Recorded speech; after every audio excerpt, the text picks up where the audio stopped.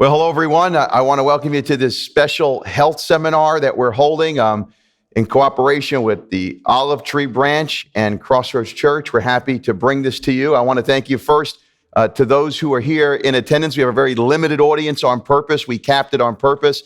And so we're so thankful that our live audience could join us. And of course, our live audience watching, we know a lot of you indicated that you'll be joining us today. We want to welcome you. If you're watching at home, at work, maybe you're in the park and you're going to be inspired by what you're going to hear today to work out. But we're so glad that you're with us, because when you think about one of the most important topics in life is our health. Yeah, you can have a lot of money, you can have a lot of fortune, you can have a lot of influence, but if you don't have your health, well, then what good is it? And wouldn't you know, God is the author of the human body. He created our human body. And there's so much in the scriptures that tie into things that so many people practice in our society, whether they realize it or not, that helps and constitutes to help. Now, I've been privileged for a good bunch of years now to have both personal contact as well as receive guidance and counsel for my own health. And that is from world-renowned nutritionist, author, and speaker, Dr. Fred Bisci. And as smart as he is, as humble as he is, and the information that he shares, he'll be the first one to tell you where it comes from, but it is his utmost desire to communicate in a way that not only helps people to be fit, but really to help people understand the dynamics of what God has given to them with the human body and how very powerful it is. And before Dr. Fred joins me up here, I want to let you know that perhaps more than ever before in our life and in our country right now, the topic of health is front and center. And so one of our best defenses, whether it's against COVID-19 or anything else that comes our way, is taking care of the body that God has given to us. And so once again, I'm so thankful for those who are joining us live stream and of course our live audience. And so without any further ado, I want to invite up here Dr. Fred Bisci. Why don't we give him a hand as he comes? I welcome everybody, and I'm very happy that I'm having the opportunity to speak about the miraculous human body today, because of what's happening in the world today with the coronavirus. A lot of people are very concerned about their health, and their immunity and the ability to stay free of the disease. So I'm going to be sharing quite a bit about that, how you could develop an awesomely powerful immunity, and so you have a much less chance of getting the coronavirus. I want to start with our body, the miraculous human body. This biological organism that the great architect, our creator, created for us is really amazing. In all my studies, and I've studied a lot of different things, and traditionally, I never forget once I was in the class, and I had already been inspired by the Word of God to what a fabulous human body we have, and that the scriptures, God promised us health in this body, not only in a new body, but in this body. And if we live according to God-given remedial capabilities of the human body, we can achieve a level of health that really is awesome. I've been doing this now, counseling people, and living this way according to the scripture. I live according to the scripture. And the full provisions of the cross have given me total dominion over my appetite. I'm not saying that to boast. I'm just about the most ordinary guy you could ever come across. But I'm just saying how the scriptures have inspired me to do things that when I was a young fella, I never in a million years thought I would do. How I'd like to approach this without confusing people, I don't want to make this a scientific lecture. I want to keep this in simple, everyday language so people will realize the simplicity of the truth. It's so logical that I think a lot of scientists A lot of the doctors today that are working with the virus will not look at this because it seems like it's not scientific. Once you break it down into science, it's very, very complicated. I'll say that. So how do we, with all the confusion going on today in social media about health and nutrition, when you go on your phone, how do you tell what really is the truth? Like you see, there's a lot of doctors and nutritionists on social media now. They're advocating different ways of eating, different lifestyles that are seen almost contradictory. And they're claiming benefits for these different lifestyles, that they have people that do this and their arthritis went away and their blood sugar went down. There's one doctor on that he claims that the ultimate diet is just to eat meat. Only eat meat. He said he had tendonitis.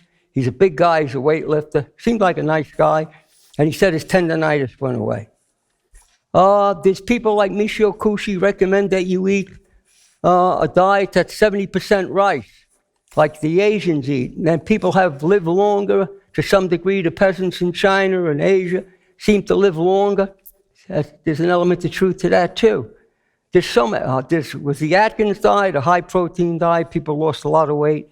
Some lifestyles are based on weight loss. Most people are based on weight loss.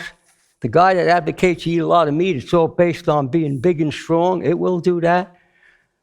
There's like vegan diets where you just give up all the flesh foods, and people have tremendous benefits from that. There's people that have lived on raw food diets, have not eaten any cooked food for years. I'm one of those people. Of course, I was inspired by the scripture. And a lot of people say, how do you do it? How do you control your appetite when you're sitting down with people who are eating pizza and ice cream and all those delicious things? I'm just inspired by what the Spirit of God has showed me. And at this point in my life, in another few days, I'll be 91 years old. I'll be 90 legally. Thank you. According to my birth certificate, I'll be 90. But I was born at home, and we did not register my birth till 1 or 2 years later. So, but the reason I'm saying that is because it works. I mean, you can't get heavy. When I was 16, 17, I was a 200-pound athlete.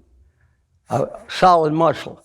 I never thought I could be, when I was young, I never thought I would live being this thin and be comfortable with it because, you're trained to think as a man that you have to be big and strong. And you can be strong, deceivingly strong on this type of a lifestyle.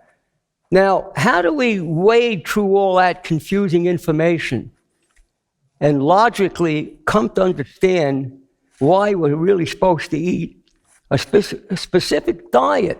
We are designed to do that.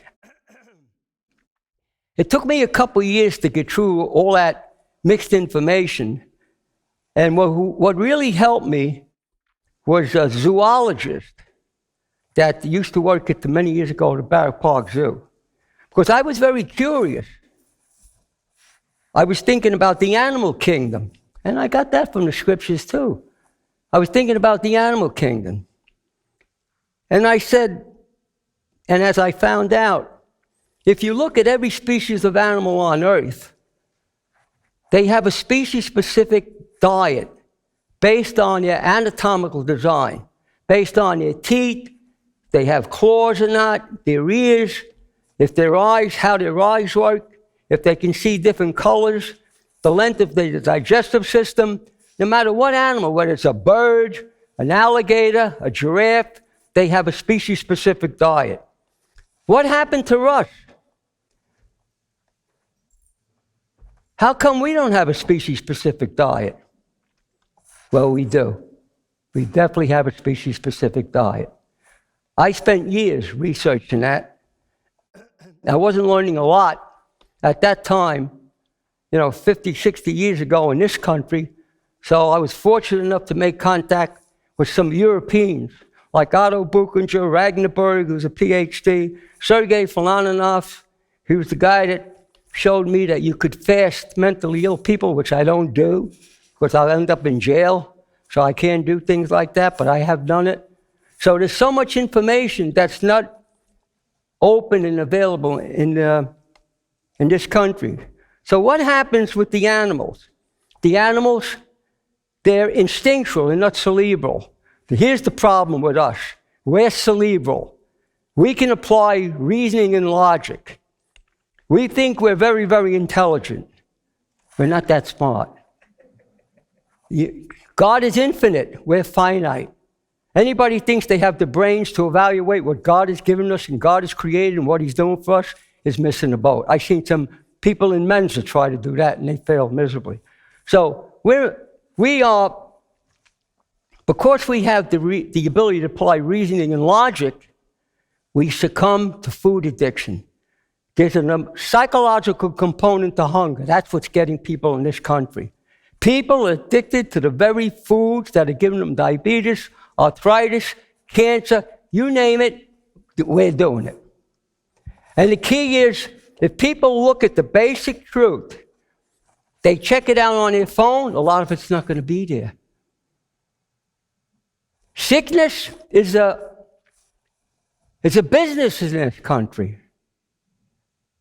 It's a business. Pharmaceutical companies, they have a lot of money invested in us not getting better to achieve unbelievable absolute health, to overcome a lot of these diseases that can't be overcome, like some autoimmune diseases. They're actually the easiest thing to get people better from. But the psychological component to hunger is the big problem. So, what's the right diet for us as humans? Based on our anatomical design, the length of our digestive system, our teeth, we don't have claws or weapons to encompass our prey, and we don't have the canines to grab the animal by the throat and rip his throat out. God, it's exactly like it said in Genesis 1:29. We're designed to eat a plant-based diet. We're designed to eat fruits and vegetables, anything that comes from a plant. Of course, then you have people that throw in the wrinkle about, well, in the Paleolithic diet, we're not supposed to eat anything that comes from agriculture. Well, that's good, but I don't believe that's true. Because if those foods were available for the Paleolithic man, he would have ate them. Now, there is no such thing as a Paleolithic diet. Because if you lived in Alaska, you had to eat what was available. You have to eat what's available around the corner. If you lived in South America or Africa, you ate pineapples and mangoes and things off trees. So I don't believe in that stuff, to be perfectly honest with you. So the body is designed, it's self-healing, self-regulating, has this it's meant to have this fabulous immune system. Now with the virus, everybody wants to see if they have antibodies. Antibodies are important if you have antibodies. How long they're going to last, that's questionable. But what about T cells? Does anybody here heard about T cells? Has anybody here heard about T cells? No. Oh, yes, right, okay. T cells, if you're eating a healthy diet and you have T cells, you're not going to have antibodies because you're not going to get the virus. It don't happen. Biologically, it's almost impossible. How about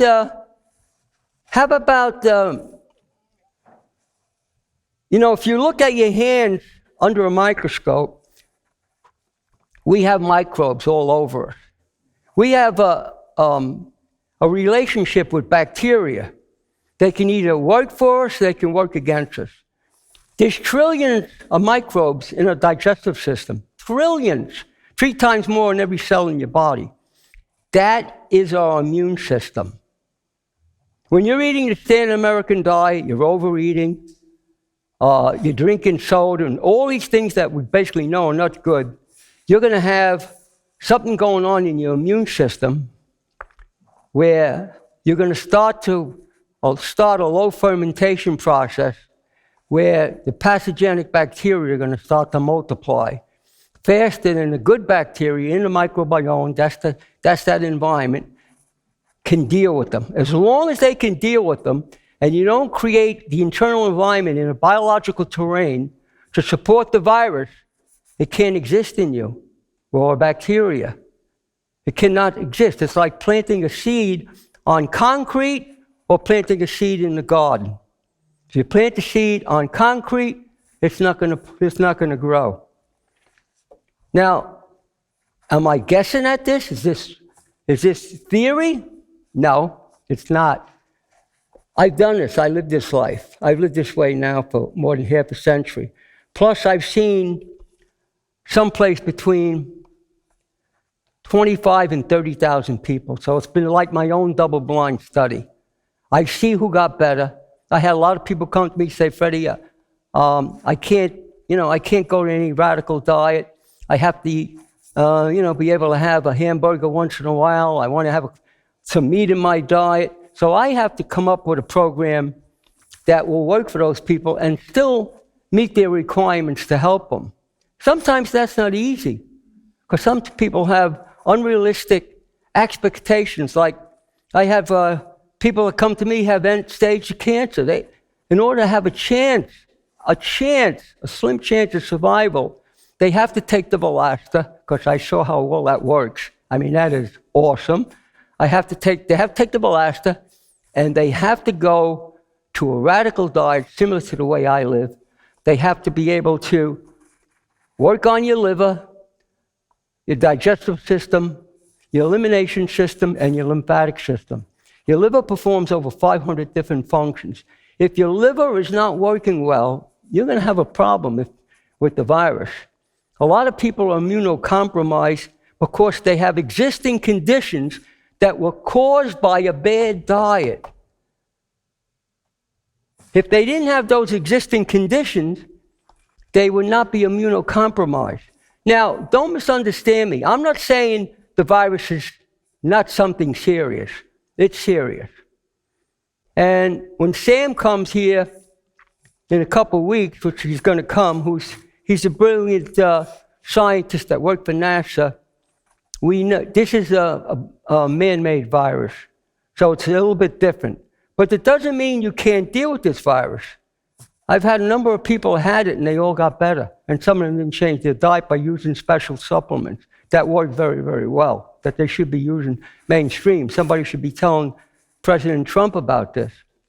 So then another question that pops up is, about protein. There still are professional people telling people if you don't eat animal protein, you're not going to get a complete protein. You can't be a healthy person. I've been hearing that for probably 50 years. There was a guy that was head of the pathology department up at Harvard Medical School, a brilliant guy, much smarter than I am for sure, but he told a friend of mine who was a doctor that he knew I was on a raw diet. He said I wouldn't live a long life. So I know I'm still waiting to see how it fails me, but he didn't realize the strength of this following a calorically restricted diet is that you can't get fat. You can't gain weight. You're going to be thin. But your arteries will be clean. You'll have, you won't build up a lot of plaque. You'll have less inflammation, and you'll heal quicker from different injuries and different diseases. Now, how do you know that? Because I've seen it happen. But I'll use myself as an example.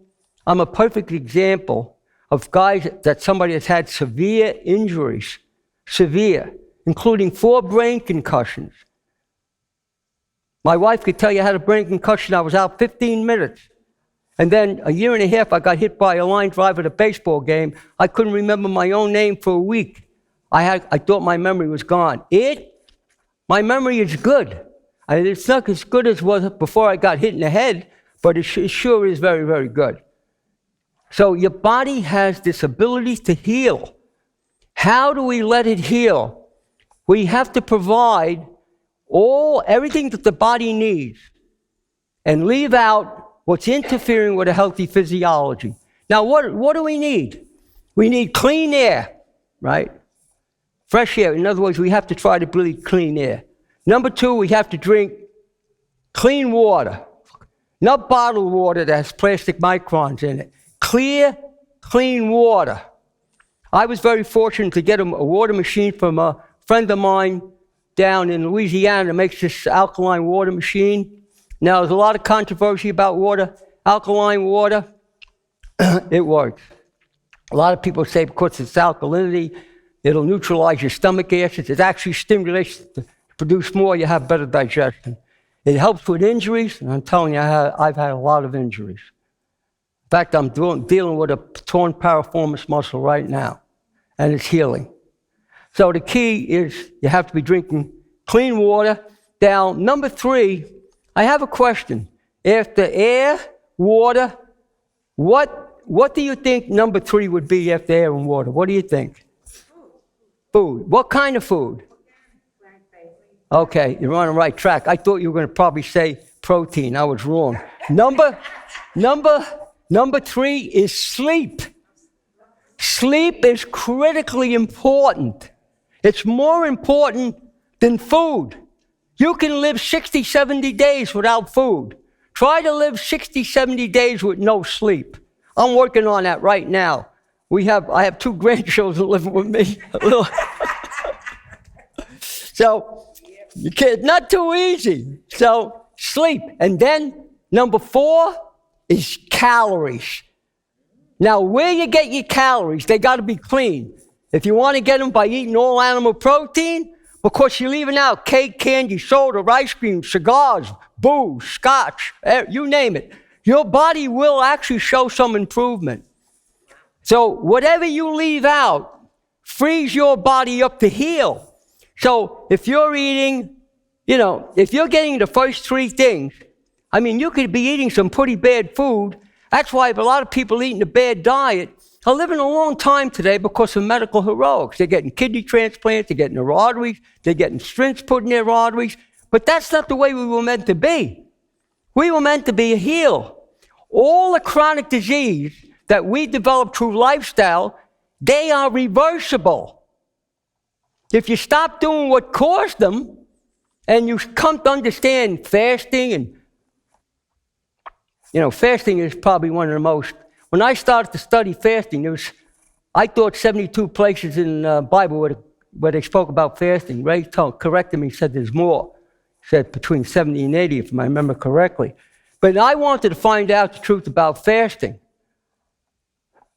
And what I found out just staggered my imagination. It was staggering what you can accomplish. Now they're finding out that fasting just about helps with anything. There's a fasting retreat out in California where they just put on the internet, they fasted, a couple of people had cancer that got better. Now with chemotherapy, if you look at the research coming out of Japan, how fasting could help you. I think my personal opinion is that at this time now, with all that's going on here with the coronavirus and all this, I think the body of Christ, God's trying to get our attention.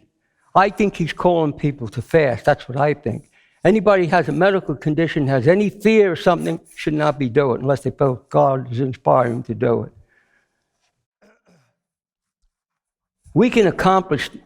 People can accomplish things with their health that they're going to be told you can't do it. Because nobody looked at it, healing from God's perspective, from the God-given remedial capabilities of the human body. Scientists don't look at that. A good scientist should write a book to explain the scientific explanation for creative design. A couple of scientists have done it, but they will not use the word God because among science, they cannot comprehend what's really taking place. Because they're looking at God and the cross of Christ from an intellectual standpoint. So they're assuming that their finite minds, now how smart they are, can understand the infinite. We'll never understand the infinite unless we understand it we come to understand it through surrender and the wisdom that comes from doing this. God has designed us to have wisdom. For those that avail themselves to the full provisions of the cross, God will give you wisdom. But how do you do that? You can't do it if you're eating a great diet and you're still smoking pot or snorting cocaine. It's what you leave out that will free your body and your mind to do these wonderful things. Okay, a lot of people are talking about intermittent fasting. Does that help? Yes, it definitely does help. Extending the overnight fast, especially if in that window you eat a cleaner diet. A lot of people are extending that overnight fast and eating a worse diet. They're eating more garbage and they're getting away with it because they're extending the overnight garbage disposal system when they're sleeping, fast. Clean eating. If anybody here, my hope and my prayer, my aspirations that if somebody walks out of here, that I inspired them just to eat a clean diet if they can't go to extremes. Leave out all the processed food. Anything that comes in a box or canned. If it comes in a box, it's cold cereal or something like that, I recommend that you eat the box and throw the cereal out because that's probably going to be more nourishing, to be honest with you. Colon cleansers, a lot of people talking about colon cleansers.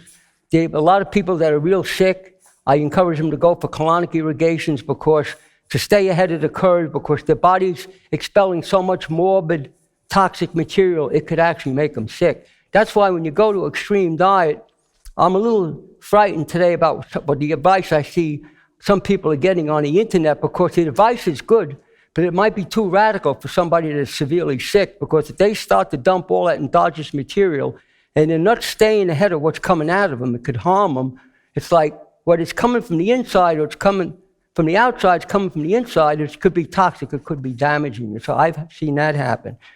So I get a little concerned about that. Another big thing I want to touch on, it's extremely important, extremely. In some respects, it's just as important or maybe more important than what you eat, is stress. I have never seen so many people like today that are really struggling with stress. What stress does to your immune system is unbelievable.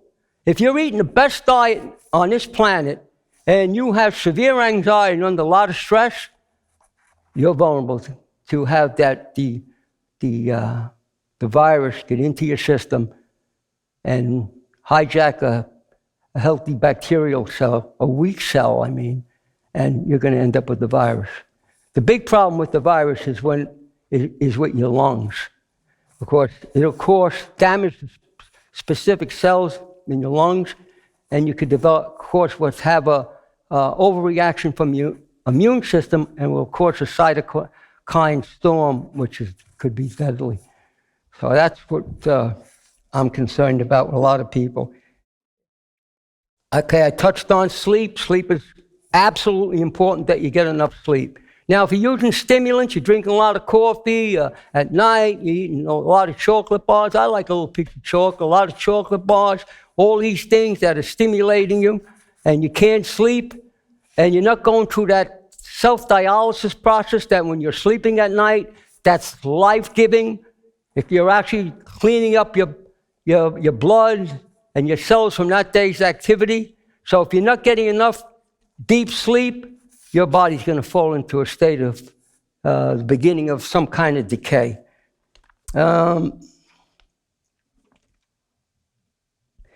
Okay, remember now, we're talking about, I want to connect the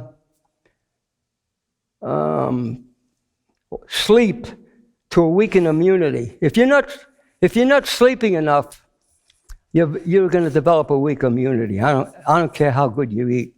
Not only that, when you don't sleep enough and you're tired during the day, everybody resorts to stimulants. They drink coffee or Coca-Cola or something with caffeine or nicotine or something like that because they want to get through their day's activity. And that's just compounding the problem when you're doing that type of stuff. It's just putting us into the fight or flight response, and we're utilizing a false energy that comes from adrenaline. And we want to generate all our energy through the Krebs cycle from our food. That's the natural way to do it. And the good thing about if people don't like to sleep, if you get into a calorically restricted diet, these small portions, just get enough of everything you need to maintain this unbelievable body, which is what I do. You don't need very much sleep at all. You don't. No, you definitely don't need that much sleep. Like, okay, we got things going on in my house, but last night I woke up at 20 to 4. I woke up. I've been up since. I'm okay. I'll probably be up to 11:30 tonight. I don't eat a lot. You don't need a lot. And your body, still get enough. All this macro and micro science that we need all this food to be healthy, I don't believe it. I've worked with loads of people that come to realize that small portions is the key. It tells you in the Bible about gluttony. So, try to restrict it. And that's where caloric, some of these dieting groups, they're counting calories. It works. Part of the problems with stress is that when we're stressed out, we're having a lot of trouble.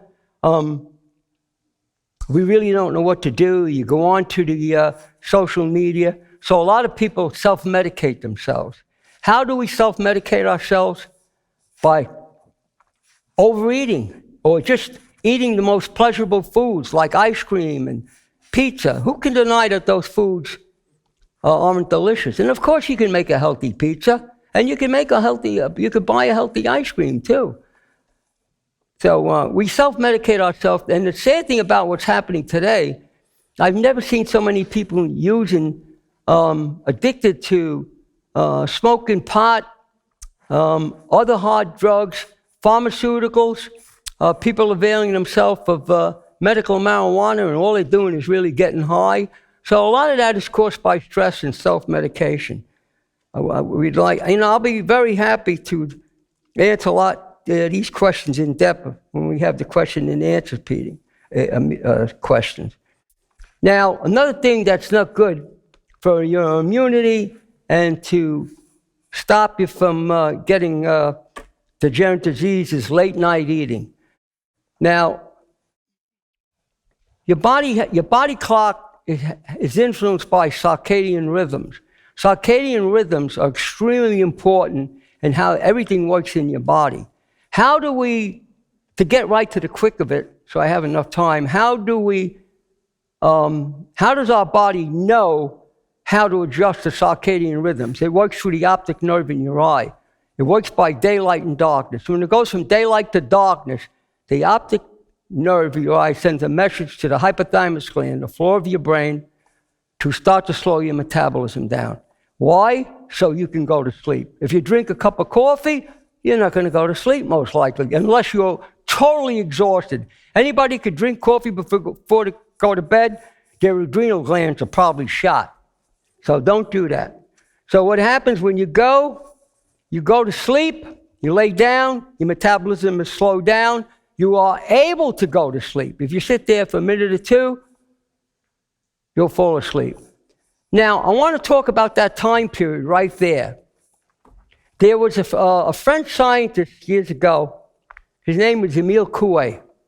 And I remember something caught my eye about this guy because he had an affirmation when I thought about it. And if you understand the human mind and the subconscious mind, unconscious mind, it's just like the hard drive of a computer. That's where all the information is.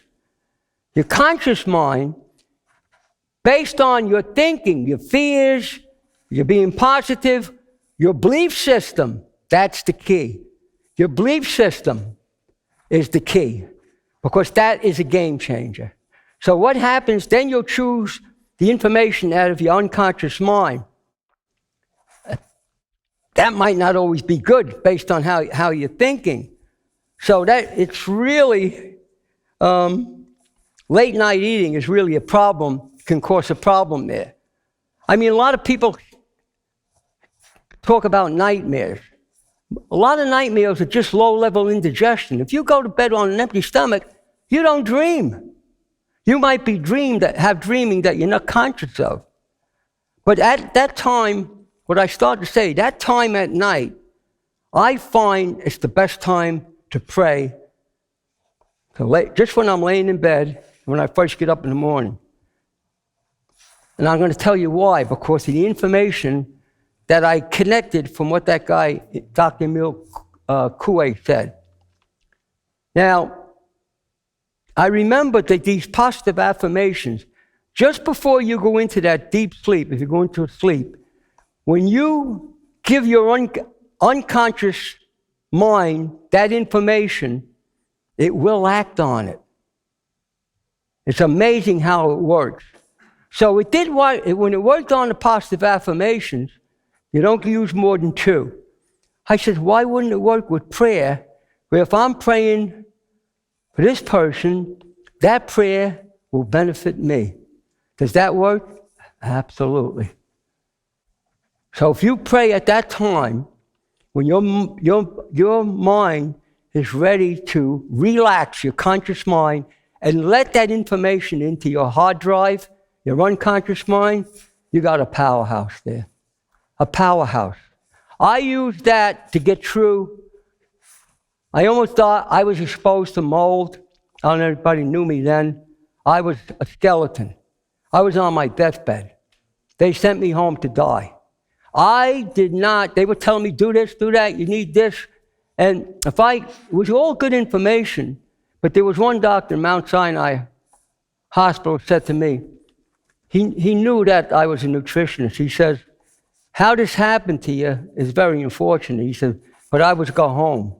Because they're treating the secondary diseases that come from mold. And they can't get rid of it because they're not treating the mold. They couldn't get rid of it. They were literally just intravenous medications that were not working because I had the mold spores living within me. So when I got home, I could not walk. And it took me at least 3 weeks to be able to walk.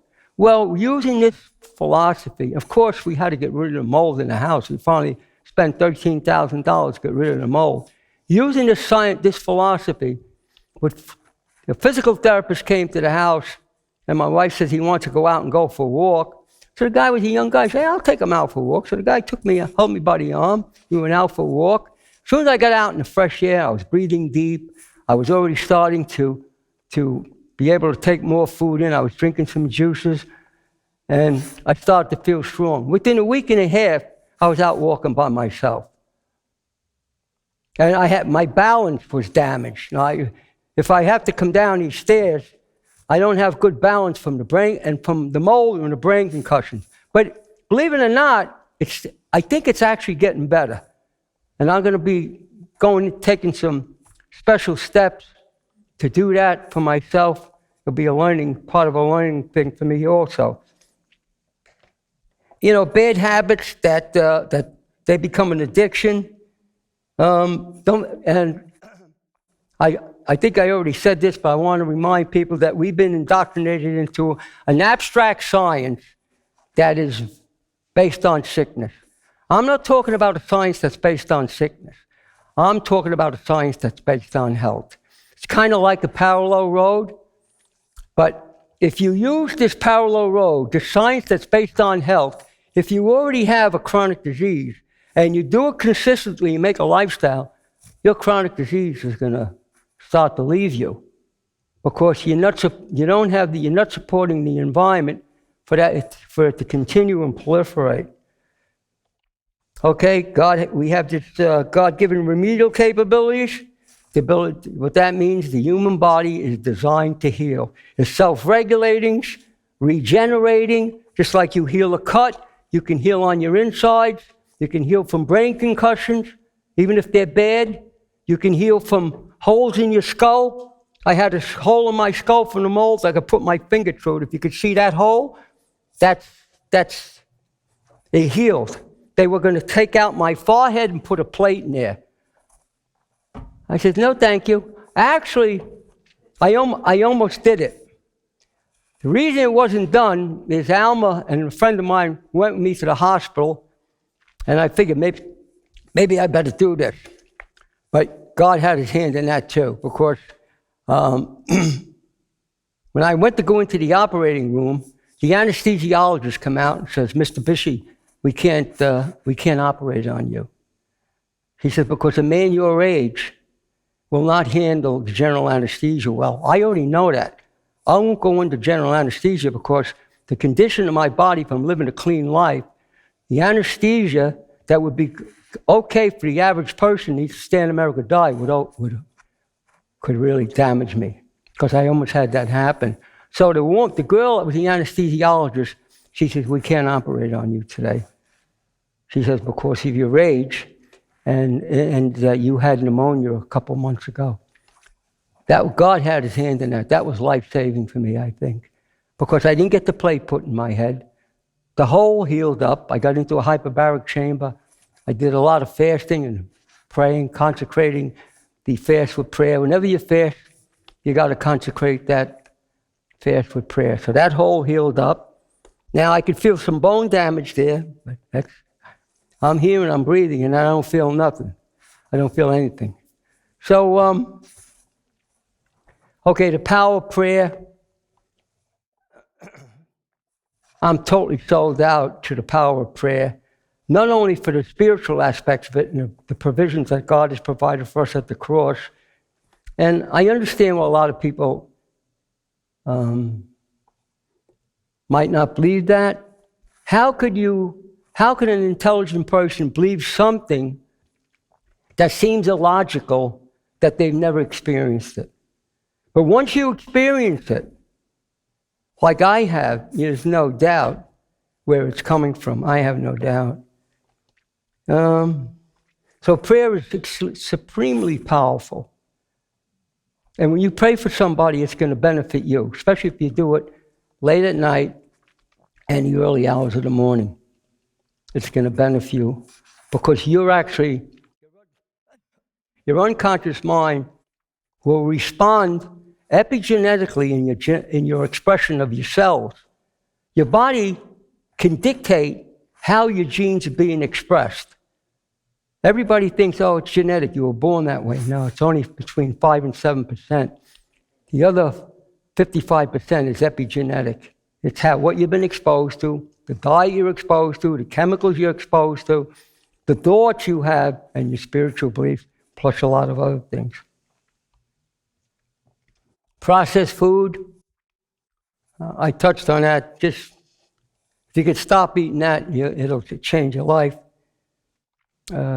tremendously. When you're eating a clean diet, I don't really think a clean diet is that extreme. When you give up all the processed food, you got a lot of wonderful things to eat. We are designed to eat fruits and vegetables, though. You gotta like fruits and vegetables. They're really, really important. Now, there's a lot of mixed information out there.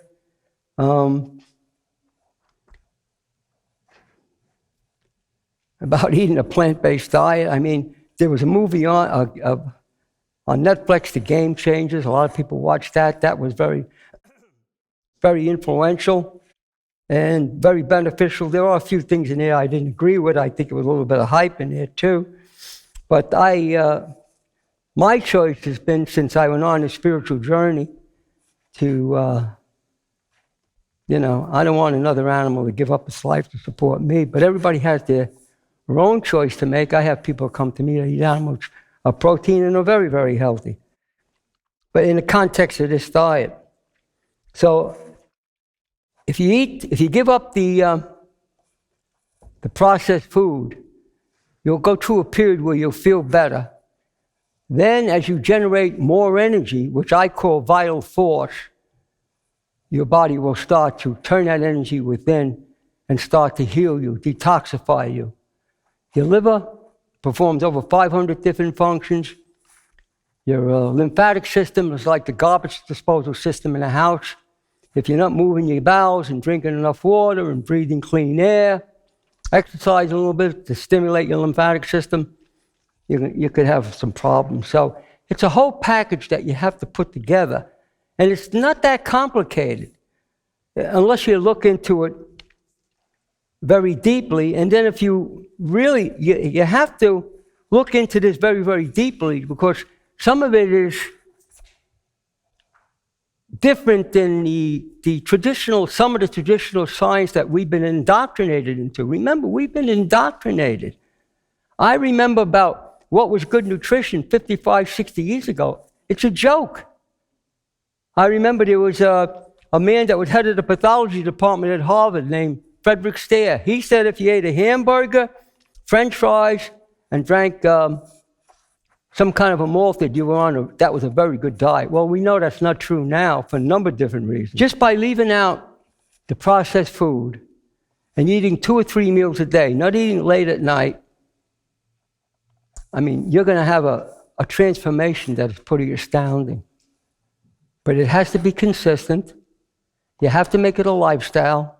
You can't make this a diet. If you do this as a diet to lose weight, it's not going to work, because when you go back, you'll have the same problems, maybe more so. Then, of course, if you want to go to a more advanced type of a program, you want to look at giving up the animal protein, going into a diet like Genesis 1:29. Now, a lot of people come out of Scripture, they say, well, what about Genesis 9:3? Well, there's an explanation for that. In Genesis 1:29, God advocated that we eat a plant-based diet, fruits and vegetables, grains, whatever comes from a plant-based diet, which came later. From Genesis 9:3, if I remember correctly, to Genesis 1:29 to Genesis 9:3, when God released man to eat meat. And why did he release man to eat meat? That's a big question. I think a lot of people are confused about. But from Genesis 1:29 to Genesis 9:3, it was about 1,600 years.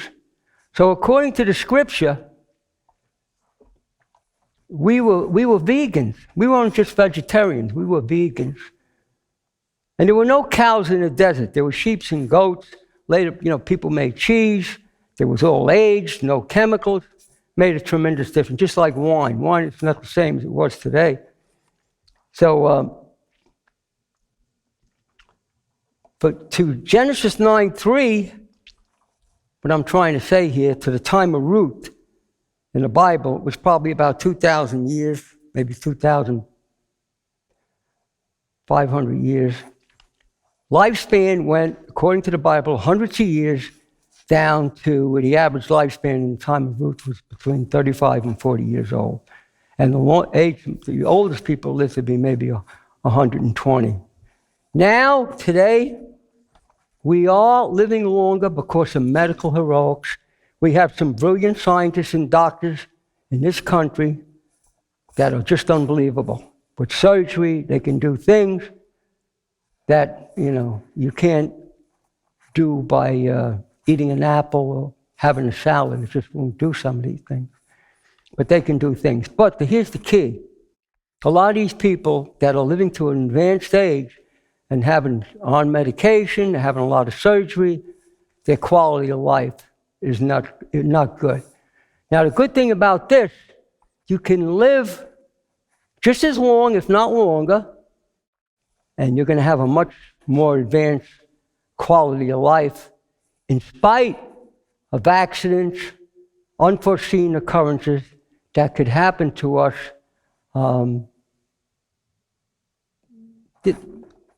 that we're not expecting, is what I'm trying to say. And what I'm saying, with the quality of life, you have this God-given remedial and healing capabilities. Like if you do get injured, if you do have broken bones, if you do have a brain concussion, you can actually come out of it and still have a quality of life. I was in a very bad car collision. I had this right shoulder was actually crushed. I kind of have like a half a shoulder, and it damaged this shoulder too. And should have got surgery a long time ago, but I was leery about the general anesthesia. So I can't get my hand up in the air, but I can do anything otherwise. With this arm, I could do anything. And nobody believes, if they look at the x-ray of this shoulder, of course, it's actually fused together. It's like one big ball. And to say I have no pain, most people would not believe that. I have no pain from any kind of broken bones, broken clavicle, broken wrist, 2 broken ribs. I do feel something in my ribs. It's scar tissue, I'm sure. When I inhale, I feel it. But if I breathe, it stretches out. It goes away temporarily. Broken ankle. I've had numerous injuries, basically from ignorance, I think. because I was always very active in doing things. If you put the whole package together, make sure that you try to get out into an environment where there's, you're breathing pretty clean air and getting the oxygen that you really need. In your house, it's a good idea. A lot of people won't do it now. They won't open their windows. They walk around in the house. I hear people walking around in the house with masks. If that's what they want to do, they could do it. I was over in Brooklyn the other day. Everybody's wearing a mask, and I was driving down 7th Avenue, and I saw a woman walking a dog. It looked like a little Pekingese or something. That dog had a mask on. So I said, God, I don't know. You can't live and feel like that. And I'm not saying there isn't any validity to the mask. There are, but there's a lot better ways to approach not getting the virus than what we're being told. That's absolutely for sure. As I said before, I had a lot of people who had the virus. Most of them never changed their diet. They got better by using certain supplements, which are readily available. Where does exercise come into all this? Exercise is very, very important. It's a very important part of a healthy stimulation for our bodies. A lot of people are stimulating themselves, in a wrong way by using, stimulating foods and drugs and drinking a lot of coffee and diet soda. Sooner or later, you're going to bankrupt your adrenal glands. You're going to run into trouble, and you end up on medication, or end up when you bankrupt your energy system like that, you're going to develop a degenerative disease. And some of them could be neurological. There's a lot of people now suffering more now from neurological disorders than ever before. More and more people are having Parkinson's, MS, myasthenia gravis, all these type of things. And the body has to, once you're living the wrong lifestyle and you're presenting the body with the wrong chemistry, wherever your genetics is going to take it, some of it could be epigenetics if it's hooked up with anxiety, you could develop anything. As I said before, you could be eating a pretty good diet. If you don't get control of your anxiety, your depression, your panic attacks, it's going to be a problem for you. And how do you get control of that? I'm telling you, the answer is for people that are believers, the answer is to avail yourself of the full provisions of the cross of Christ. Realize not only salvation, but sanctification means when you realize that we're bought and paid for, and you pay that debt by living for what he did, living for him for what he did for you. That's the key. That's what worked for me. Remember what I said before, that the human body has God-given remedial capabilities for people. Maybe some people don't like that, my explanation. I remember I was on Instagram and some woman sent me a text to tell me, please keep God, please keep God and Christ out of this. This is supposed to be about science. So I politely answered her, and I said, it's best that you don't follow any of my messages on YouTube or Instagram, because I'm just bringing God into what I believe. That's how the human body works, and it is the ultimate science. So I said, it's best that you see me coming up, just turn me off. So I gave her that choice. But when it comes to exercise, there's so much difference of opinion about exercise when it comes to diet. Now, if you're a young person and you're a bodybuilder or Olympic-type weightlifter, where you're doing the Olympic lifts, or you're a power lifter, or you're a bodybuilder, and you want to have a huge physique, there's no two ways about it that eating a diet that's very high in protein does work for that type of a desire, what your plan is. But you reach a point where, with the animal protein, where the nitrogenous byproducts, the waste products that's in the cell of the animal that you're eating that hasn't been excreted, you're going to add them to your pool, your own pool of nitrogenous waste products of the human body. Your cells take in nutrients and give off a waste product, which are gases. So the nitrogenous byproducts you're ingesting in animal food, they can be a problem if you're eating a high protein type of diet. I became aware of that many, many years ago. There was, when I was studying the history of strongmen and strength athletes, and I had been an Olympic-type weightlifter myself. I weighed well over 200 pounds at the time. I started to research some of the old-timers, and there was a group named the Saxon Trio. Arthur Saxon was by far the strongest man in the world at the time, and he had an unbelievably Herculean physique. Arthur Saxon's diet was mostly all animal protein. For breakfast, he used to eat between 20 and 24 whole eggs and between 2 and 4 pounds of bacon. For dinner, he ate, his brother, who was part of the Saxon Trio, would cook for him someplace between 8 and 10 pounds of beef, and it would take him a couple hours to eat it. No two ways about it. It made him a strong guy. But he died at the age of 41 for kidney failure. What that did to his kidneys was just unbelievable. A number of people have tried that. I know numerous people have tried it. I had guys that I used to train with. They used to eat excessive amounts of animal protein. And they were good lifters. But a lot of them died young. A lot of the old-time bodybuilders, some of the trainers, guys like Vince Gironda, who was world-renowned, he advocated you eat a lot of animal protein for 5 days, and then you eat whatever you want for 2 days. He died when he was 79 years old, which is not bad, but he should have lived a lot longer. A lot of Mr. Americans, Mr. Universes, they died at 55, 60, different types of problems.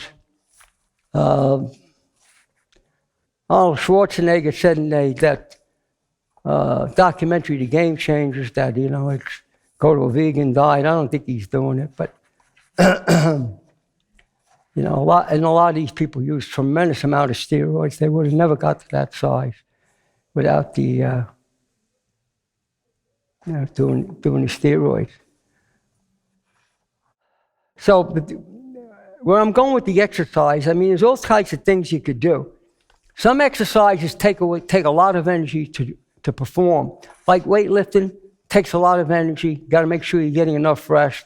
You got to make sure that you're getting at least 10, 15% more protein to compensate for the breakdown of muscle cells, so you could come back a little bit stronger.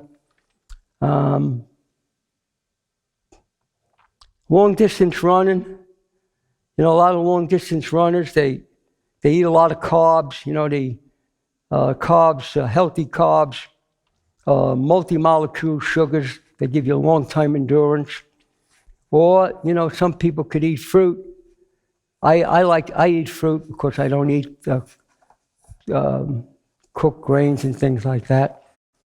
And so I eat fruit to give me enough calories. Otherwise, I would be extremely thin. There isn't a lot of calories in eating vegetables or even certain juices. So I eat fruit. And that's even controversial. There's a lot of people tell you not to eat fruit because of the sugar. And they try to justify it with studies that were not done with fruit. So and of course, processed sugars, 100% agreement they're a disaster. Like high fructose corn syrup, an absolute disaster. All the processed sugars, they're definitely no good for you. But the sugar that's in fruit, the fruit is loaded with vitamins, has plenty of minerals in it. It has the digestible cellulose. So it's a whole complete package. It stabilizes what's called the glycemic index. You're not dumping a lot of sugar into your stream all at once. Even if you drank fruit juice, people could do it, but you're dumping more sugar into your system all at once.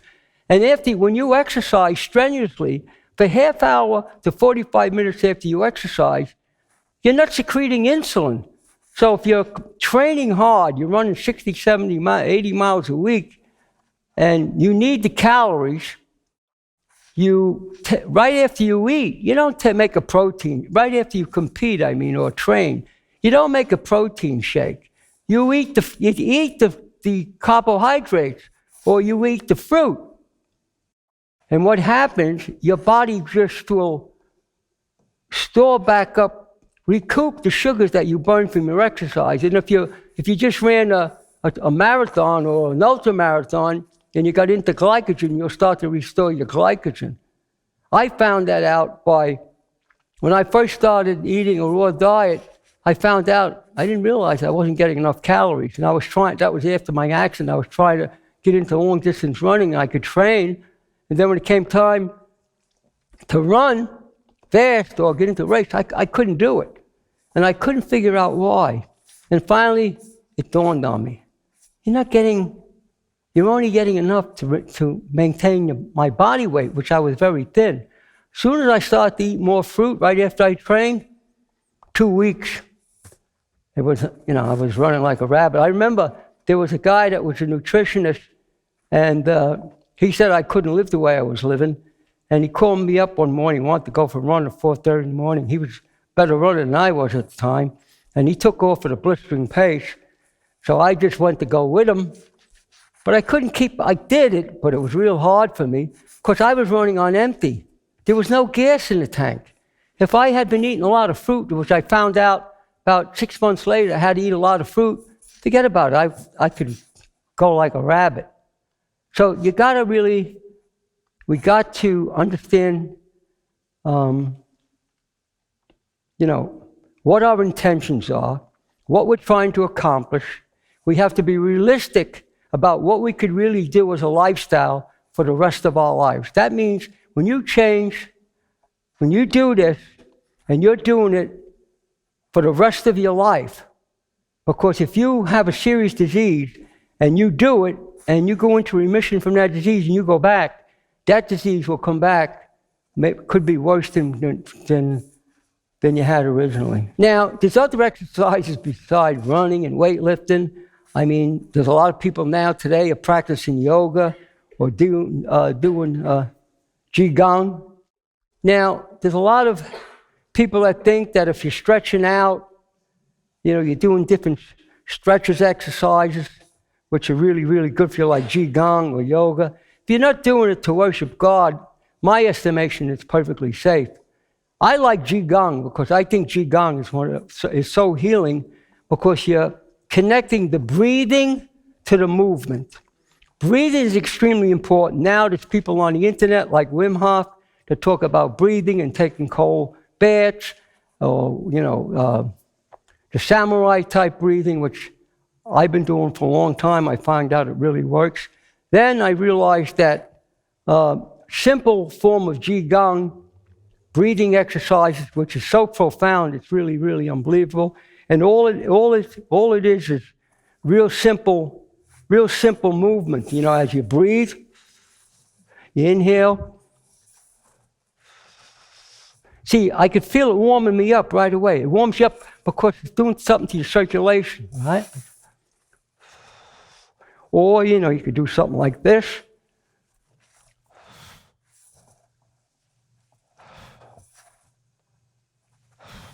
I mean, it really works. So something like this. Right. So what that's doing, I'm not expending any energy at all. And because of my breathing, I'm actually building my vital force, my healing energy, which the Asians call Qi. And some of it, like for your back, some of the things for your back exercise. See, I like these form of exercises now because I think they promote aging without discomfort. So if you get down like this, now keep in mind I have a torn piriformis muscle, so I can still do it. It's like a chiropractic adjustment. I'm bending my whole spine, right?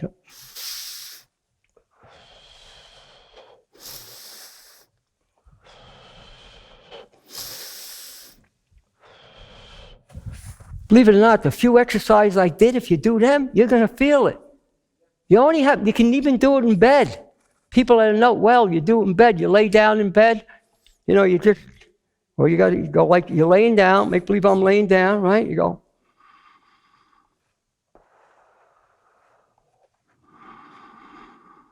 So you're gathering up the air,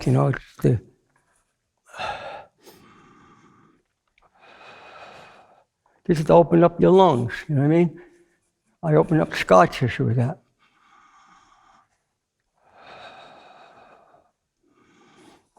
I'm telling you, that is pretty powerful and so simple. Anybody could do it. You could be 100 years old and do that. I don't know about you, while the doc was doing those exercises, we were saying in the back, we just started feeling calm just watching them. So, Oh, yeah, that really was. so if you tune in at 8 o'clock tonight, he'll be doing that if you have trouble sleeping or you're feeling stressed. But yeah, I want to thank those, of course, who are watching at home and our live audience today.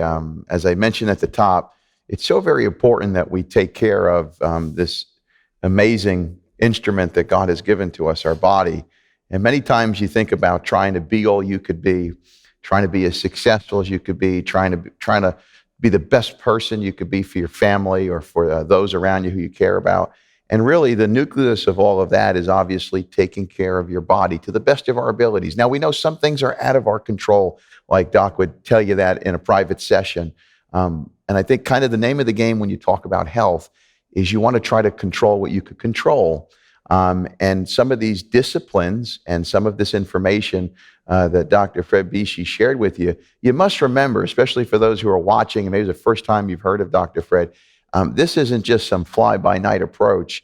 You're talking decades of experience of being a practitioner and then passing it on to people. And I'm sure that Doc would tell you some of these stories, people who were really on death's door, people who had significant health crises in their life long before anybody ever heard of COVID-19. He's been there speaking these important truths that lead to greater health. And so one of the main reasons why we gathered here today is just for that, is that we want to see people obviously be the best version of who God created them to be and to fulfill the purposes that he has for their life. And I really think the two are not separate categories. I think when you bring the two together, it is a powerful force in our life, not just physically, not even just spiritually, but mentally. I think a lot of our struggles are solved when we have our eyes fixed on these principles that Doc shared. And so thank you so much once again. That's a very controversial subject that's coming up today. More and more people are becoming aware of there's a lot of risk to being vaccinated. What I believe is that I believe we should have a choice. I believe it's our constitutional right to get vaccinated if you want to get vaccinated, but you should be able to refuse it if you want to refuse it. But the only problem is that a lot of people have the type of jobs that the vaccinations are probably going to be mandated and they won't be able to go to work. I think that has to be changed. So in my 50-something years of practice, I have seen a lot of people that were damaged by vaccinations. Only between 1% and 2% of the damage from vaccinations are being accepted when they're reported. Now, there's a government agency called VAERS that was designed to compensate people that were damaged by vaccinations. So pharmaceutical companies are not responsible for damages by vaccinations. So VAERS has paid out in the last 30 years $4 billion and $300 million in damages. Now, it's only 2%. The real problem, though, I find with vaccinations has a lot to do with the condition of the health of countries that have the most vaccinations. In the process, like if you look at the flu vaccine, they've been working on that for 40 years. It's only 10% effective. The flu is a seasonal virus. It mutates, it comes back every year. I had a brother that was in a nursing home. The first 2 years he was there, I was his caretaker. I said I didn't want him to be vaccinated from the flu, and they did it. Most everybody on his floor got the flu. The third year, I was in the city. I used to go see him every day. I walked into the room. They had just given him a vaccine, the flu shot. I said, "What happened here?" He said, "We gave your brother the flu shot." I said, "He's not supposed to get that." 2 days later, he started to run a high fever. In 5 weeks, he was no longer with us. So I can't prove it, but there's no doubt about it. So the key is, this is very controversial. I believe the coronavirus is going to be a seasonal virus. And there's some indication that's already true. In other words, it's going to mutate. And I can't see how they could rush up vaccinations where they're going to be completely safe in such a short period of time. Remember, this is a business. This is a multi-billion-dollar business. And they want everybody to get vaccinated. They're trying to set up the situation now where in order to be a teacher in school, be a nurse in a hospital, work for a big company, they want you to be vaccinated. People have to speak out. People have to really make them aware that we should have a choice. It's our constitutional right that medical procedures should not be mandated. I'm very adamant about this because I've seen the damage. I was just in a park. I'm babysitting for my grandchildren now. I was actually in a park, and I was sitting in a park out in the other end of the island, and I saw two kids run by me that had vaccination injuries because it's easy for them to spot. So I'm concerned about my grandchildren, about, you're a young woman, you have young children, everybody has children. I want to make sure that I said what I've experienced in the last 55 years, and up until I had the mold poisoning, and you could question my wife and my family about this, I was never sick. I never had the flu, never got a flu shot. They don't ever remember seeing me with a running nose, but after I got the mold poisoning, I mean, that was a game changer. And I thought after what happened to my lungs, I had pneumonia in both my lungs, I had atrial fibrillation because the spores got into my heart chamber. And there was all kinds of things they wanted to do to me. You have atrial fibrillation, they want to put you on a blood thinner. I knew if they put me on a blood thinner on my diet, I would have a bleed. I might probably have a brain bleed. Because when you eat this type of a diet, or you give up the processed food, your blood becomes less viscous, and it's very hard for you to throw a clot. So I'm not a big fan of vaccinations. I am a big fan of choice, and I am a big fan if they made vaccinations more to be safe rather than profit. I mean, I would say it's okay. And plus, in European countries, they can use homeopathy. I don't know if you know what homeopathic formulas are. They will give you an immunity. Thank you, Lindsay. That's a great question. Your liver is the most important organ in your body. It's actually more important than your heart. It performs over 500 different functions. If your liver is compromised, you have a fatty liver, you have sediment in your liver, that alone makes you more vulnerable to getting a virus. Liver cleanses, I mean, there are herbal liver cleansers. Some companies make some very good herbal formulas. Herbs are natural medicines. They use plants. They have a minimal, if any, side effects at all. They do work. They're much more subtle than pharmaceuticals, but they do work. They have herbal formulas that you could take. I know some very, very good ones. I use a company out in Nevada called Herbally Grounded. They have some very good things that could help you with your kidneys and your liver. Then there's other things you could do. You could do liver cleanses by using orange juice, lemon juice, the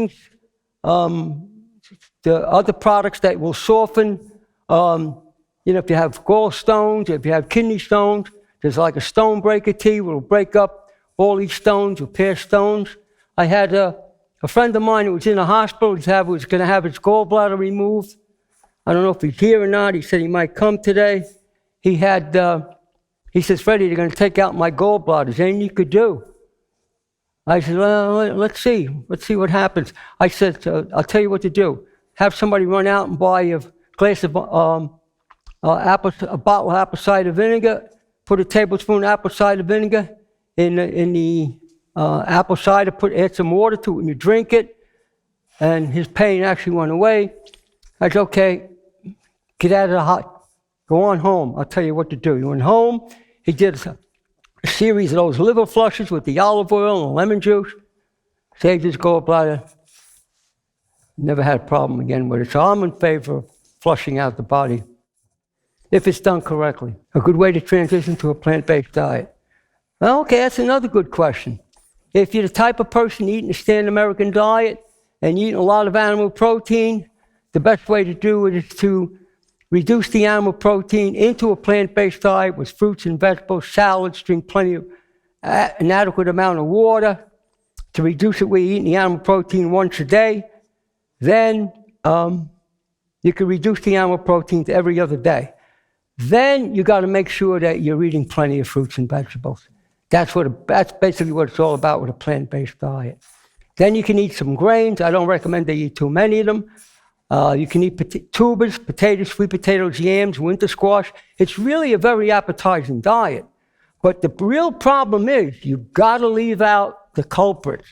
So if I told you that you could eat fruits, vegetables, nuts, seeds, potatoes, sweet potatoes, yams, winter squash, you can eat whole grain pasta, you can eat brown rice, you can eat legumes, you can eat escarole and beans, any vegetable with legumes, or any food you make thereof.